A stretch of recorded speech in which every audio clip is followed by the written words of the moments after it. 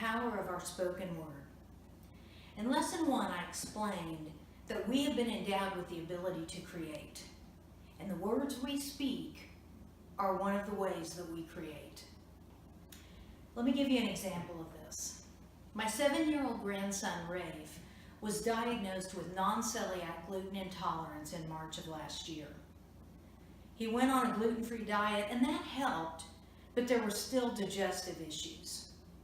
Now, he saw a pediatric gastroenterologist in October, and this specialist told Mandy, his mom, that some kids just hurt and she could prescribe meds for him.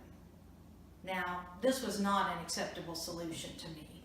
I started researching, and I found a diet that eliminated certain proteins, and there were testimonials that it actually healed gut issues. Now, Mandy agreed we should try it if Rafe was on board. Now, we talked to him, and I told him about the testimonials, and this could actually heal his gut, not just reduce inflammation, but heal his gut so that gluten would not bother him anymore. He said, let's do it.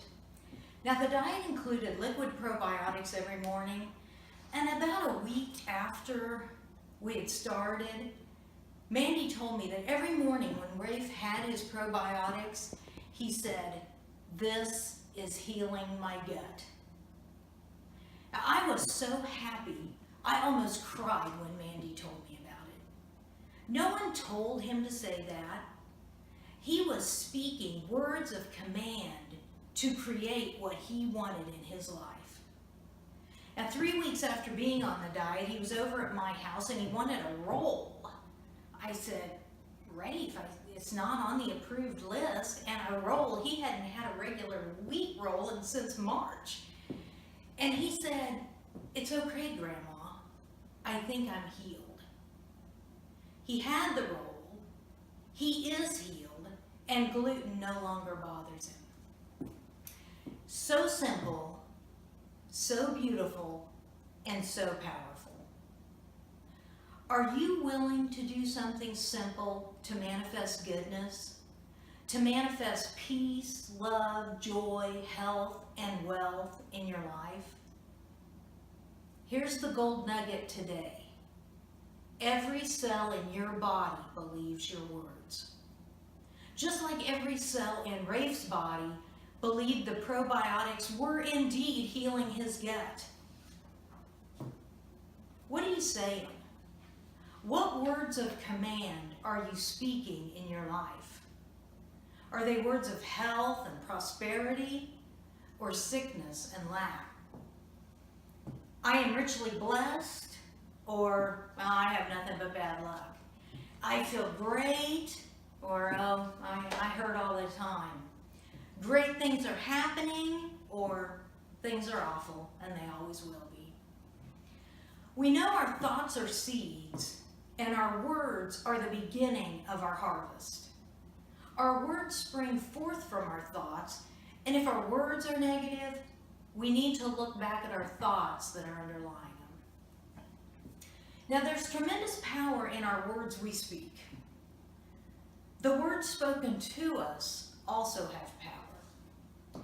Now, I'm a breast cancer survivor, and very soon after my diagnosis, my husband Jeff introduced me to the director of the Komen organization in our city.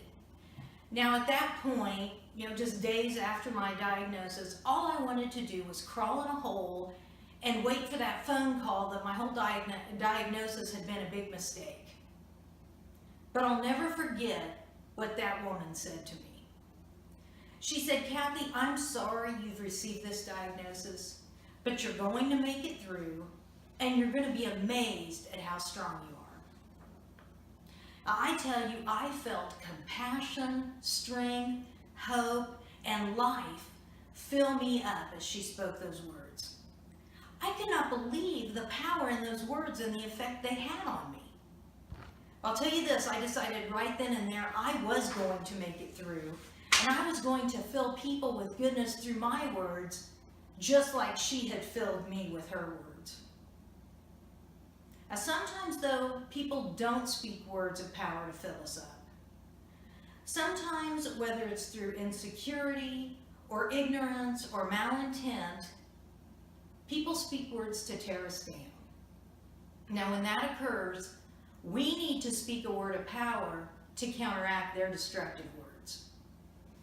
Now, I worked in the aerospace industry for 15 years, and in 2012, the company announced that they were closing our division after 75 years in our city. Now, you can imagine how devastating this was for the 2,300 employees. And I was shocked at what people were saying.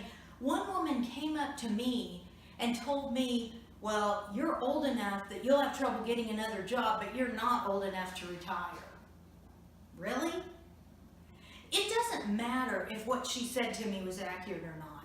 It was said to discourage me and to create fear. But it didn't work. I knew the power of words, and I immediately said, you're wrong. A beautiful, successful road will open for me and for everyone here. Well, she had very little else to say to me. And you know, I wasn't confrontational. I just wanted to dissolve all the bad mojo she had created with her words, and I did that. I even included her in the affirmation that a beautiful road would open for everyone. Now, in Matthew chapter 12, verse 37, Jesus says, by your words you will be justified, and by your words you will be condemned. Wow. Now that's powerful. By your words you will be justified, and by your words you will be condemned. Shouldn't we choose our words carefully? Shouldn't we be aware of what we're saying and what we're creating in our life and the life of those we speak to?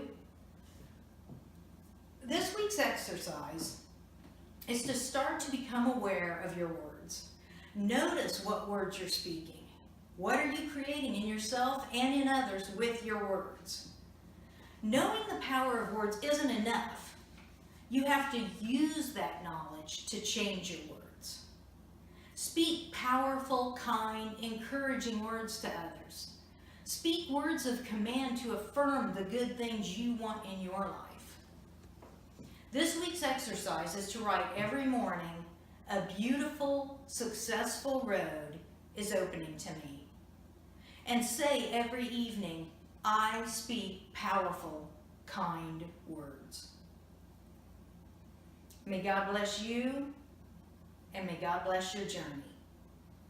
See you next time.